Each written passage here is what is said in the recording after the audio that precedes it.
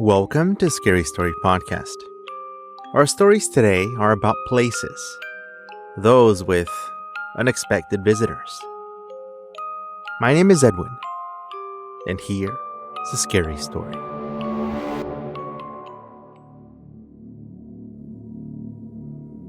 By far, the scariest experience I've ever had in my life happened after I moved out of my parents' house. This was after I graduated from high school. I was 18 years old and was truly confused about what I wanted to do with my life. My dad was a salesman. My mom used to stay at home. So it was more or less conventional and what you would consider to be normal. I remember thinking that things were just never enough. Many of my friends had continued on to college. They were sure of what they wanted to do. But for me, I just wanted to sing. At the time, of course, we think that just because we're in choir and get a few solos every now and then, that we'll be set to make a career out of it. But I didn't know what I was in for. I got a job at a fast food restaurant and ended up renting out an apartment, though it was more of a half apartment, I guess you could say. Back then, rent was a lot cheaper. I think I used to pay around $350, so I managed to make ends meet. The landlord had converted the back part, which at one point included the garage of a large building, and it was all put into an apartment on its own. It was weird, but it was cheap, and it worked out for a while. While I was working, I was also taking lessons from a person in the singing business. You know, getting gigs and stuff. I was mostly doing events at parties and at a church with her. Alicia Gomez was her name. And she had more than enough awards behind her that I didn't quite understand why nobody had ever heard of her. Her voice was raspy now, from all those years behind microphones and on stages in the region, but the best part about her was the way she taught. I could go on and on about everything that she helped me with, but when I really sit down and think about Alicia, everything had been tainted by one thing, and it wasn't even about her. It all started when the landlord told me that they were going to be selling the building and that I just had a couple of months to find another place. I remember I asked to borrow the phone at the church where we had settled in for our lessons for several weeks. We were in the meeting area / classrooms where the kids would take lessons of Christianity or something. I wasn't very religious back then and I didn't know how anything worked, honestly. Anyway, I think Alicia could tell that I was worried, because she asked me what was wrong. It didn't seem like such a hard thing to do at first, but after calling all of those places, I realized I might not have a place to stay, and I would be forced to move back in with my parents or ask a friend to take me in for a while. The problem itself seems like such an insignificant one now, but back then I really wanted to prove to everyone that I could make it on my own. And so I explained everything to Alicia. And she said she was going to be visiting her sons in Texas for a few weeks and would love it if I stayed at her house to take care of it. Since I could move out as soon as I wanted to as part of the agreement with my landlord, I agreed. And so about a week and a half after that, I had 4 boxes and a suitcase ready. And it was then picked up with the help of one of my friends, and we drove up to the house. I had been there a couple of times, and it was a beautiful home. It was made of gray stones, it had an enormous garden, and a large chocolate-colored pit bull, Emmy, that liked to chase flies and insects around the yard. The house itself was on its own lot, so without any neighbors sharing walls or anything. That side of town had the nicer houses, so most of the other ones were like that too. This one had a wall around the property, a long driveway up to the garage area, and then a walkway through the garden and then to the house. The last time I had been there was for a reunion of her and some of her friends from the industry, and though most were retired, they knew a ton about every aspect of making it. It had been a nighttime event, so we had all been in the yard. I had been only in that living room area when we moved in for late night coffee that same night, but that was that. Thinking that I would have that place to myself for a little under a month made me feel a huge relief. But also, there was something odd about the place that I couldn't put my finger on. In the garden, some of the larger decorations looked like tombstones. And even though the area was well kept, it had a lot of plants, like an exaggerated amount of them. And it made the areas around the house feel so dark. There was no way to see through the garden because of all the thickness of it. Inside the house, it was more of the same thing. Alicia liked portraits, and she had many of herself along the walls, and also had painted versions of her artist's friends and even older imagery. At one point, I asked her about the black and white photographs, and she said that they had been there when she had gotten the house. And in such an Alicia way of saying things, she claimed that an artist's work should be respected. And so she kept everything. Plus, she said, she didn't want to upset them. Them, I thought back then, was referring to the artists. But them turned out to be something else. Alicia was there for 2 more nights, coming and going while I stayed in the guest bedroom. I didn't know how busy she used to be, which made me appreciate her making the time to work with me even more. But finally, one night, she said that she was going to be catching her flight early in the morning, and we said our goodbyes, and she gave me the list of tasks that she had scribbled on the backside of a flyer, one that came in the mail. It was said mainly things about watering her plants, what Emmy needed to eat and how often, and some cash to buy food and whatnot. My time there was to be 100% dedicated to finding a place to stay. I didn't want to reach the end of November without knowing where I was going to be staying next. But I also couldn't cross out the idea that I would have to live with roommates, that I needed to be more open with things. I just couldn't be picky. The first thing I noticed was that silence that next morning. Alicia, despite her being an older woman with a serious expression all the time, she loved putting on music every morning when she cooked breakfast. She liked to spend time outside in the seating area of her garden. But now there was nothing, and I had that whole house to myself. For the first few days or so, everything went great. But around day 10, I started feeling a weird sense of uneasiness, especially at night. It might have been all in my head, but I would hear footsteps around the house. Emmy used to sleep outside in her doghouse, and no matter how I tried to explain it to myself, it made no sense. One night, it was around 11, and I had just gotten home from work with a burger and fries I had been given. And I was in the guest room, I had the television on, and I was just doing my own thing, when I clearly heard someone was walking around the living room area. The floors were made of creaky wood, so it was pretty clear. I turned down the volume all the way and tried to stay completely still on the bed, hoping that I wouldn't make the springs make noise. When I heard the footsteps, someone was coming up the stairs. In my head, I was imagining where the steps were, and maybe 5 or so steps later, when they should have been in the middle of the staircase, the sound stopped. I stood up and locked the door to the room. I stepped back from it as silently as I could, staring at the doorknob, just in case I saw any movement. But after a few moments, I realized no, I was safe. I kept the television on the whole night until I fell asleep. That next morning, as I was walking down the stairs, I tried to look for clues. I don't know if I was looking for footprints or any signs of anyone being in the house, but the front door and the side doors were locked. The windows were shut, and nothing seemed out of place. Well, except for one thing.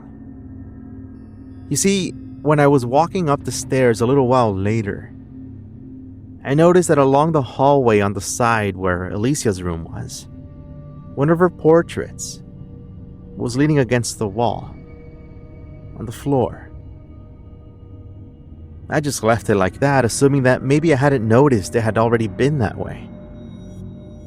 The next several nights, although I was creeped out, I didn't hear much. The occasional knock or steps around the house, but that was it. It creeped me out, but I tried not to make a big deal out of it.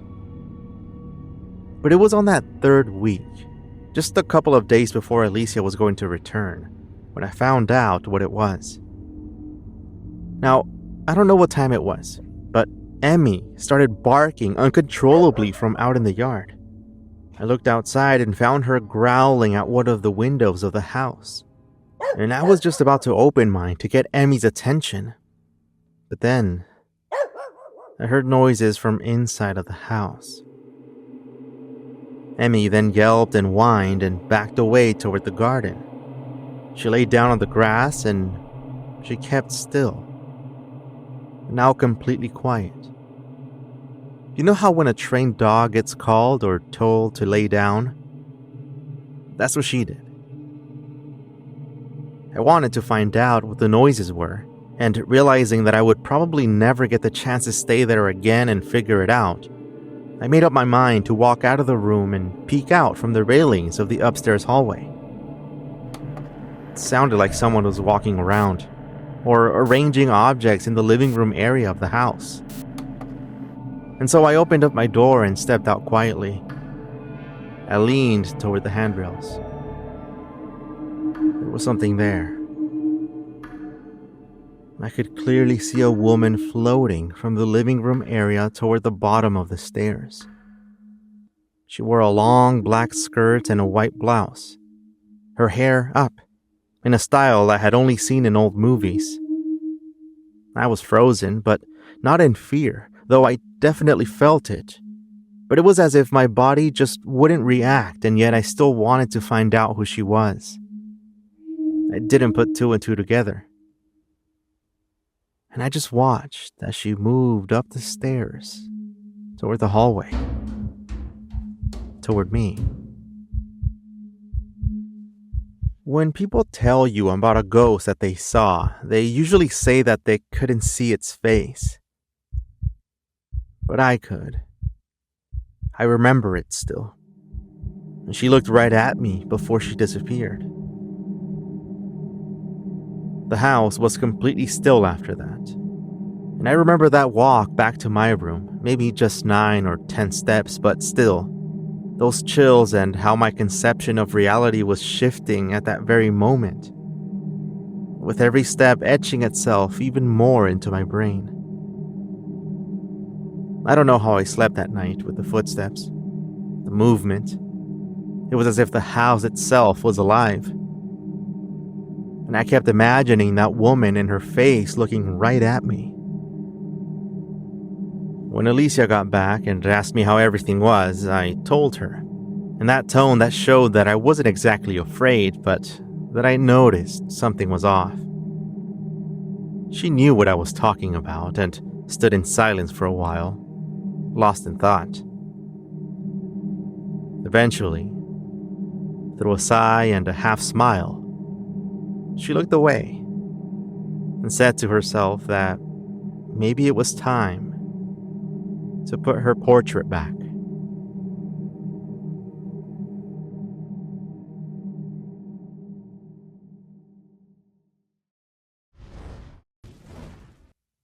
The second story is called You Need to Leave, and it's coming up right after this. Stay with me.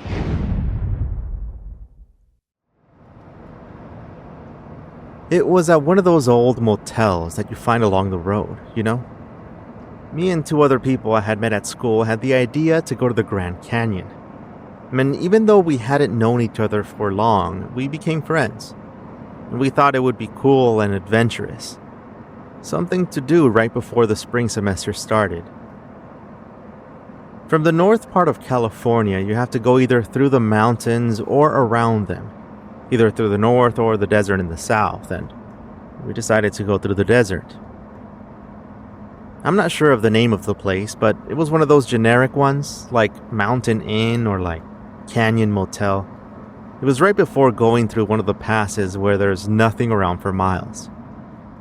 The place had 2 large beds, so 2 of us, me and the other guy, took one bed, and the girl got her own. And seriously, I don't know how anyone stays at motels.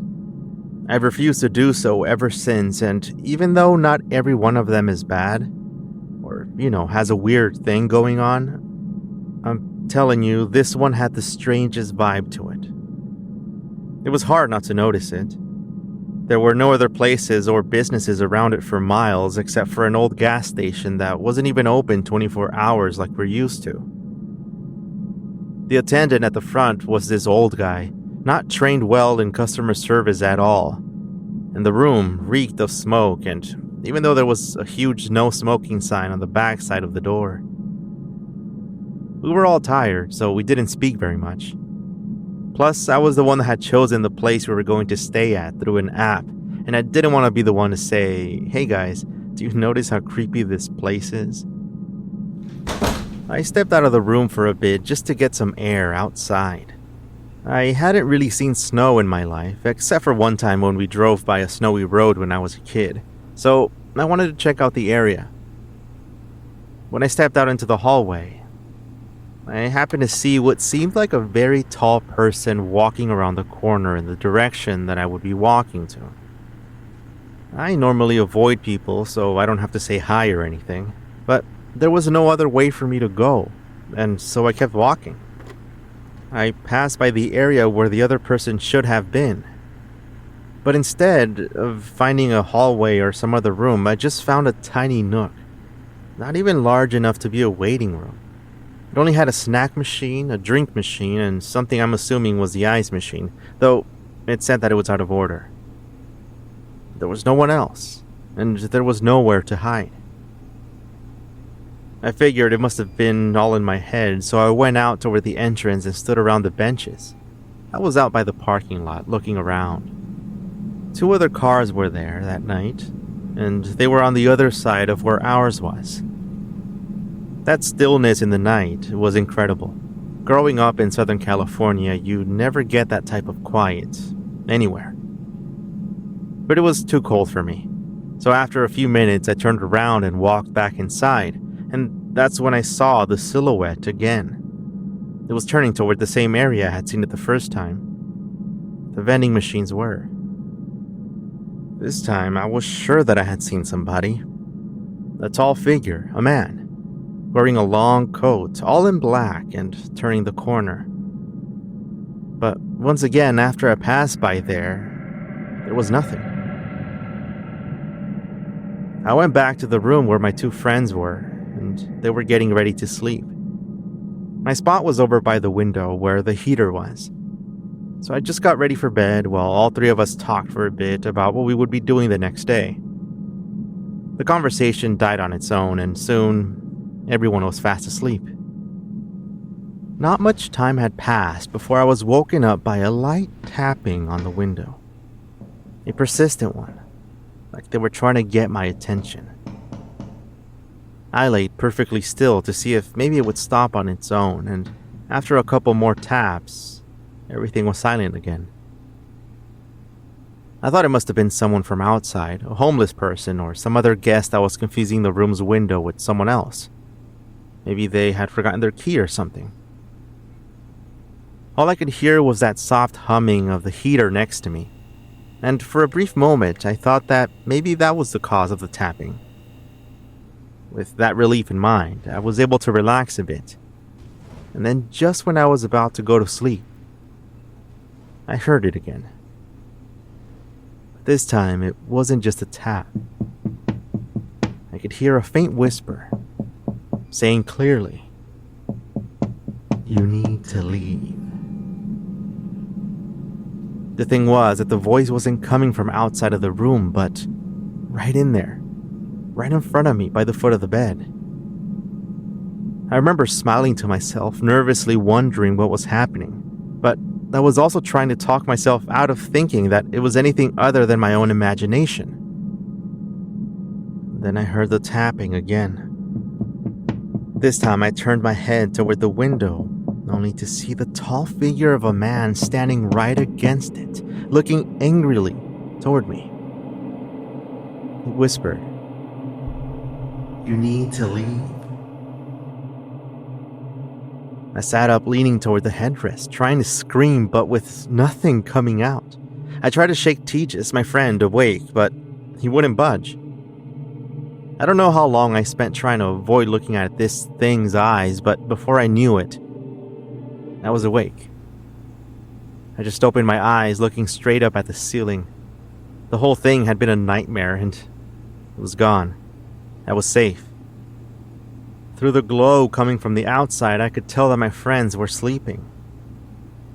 I could feel my shoulders relaxing, even against that stiff mattress, but still, I wasn't able to fall back asleep. So I reached for my phone that had been charging on the floor, when I once again saw that dark figure standing right next to me. You need to leave. But then, from behind me, I heard Anna gasp, and suddenly the lamp in between the beds flooded the room with its orange glow. She asked loudly who the hell that was, and Tejas woke up, unaware of what we had both seen. I asked Anna if she had seen it, and she said that yes, it was a man standing by the window. He had vanished as soon as she turned on the lamp. We stayed up for most of the night. Mainly Anna and I were talking about what we had seen and telling other stories. And then I told her about the figure I had seen earlier that same night. I don't know what it was. And despite all my research about that place, I haven't found anything. Anna and I remained good friends ever since, and whenever we meet up with Tejas and the story comes up, he still thinks we're pranking him. And that's alright. At least I know, and Anna knows, that there's more out there.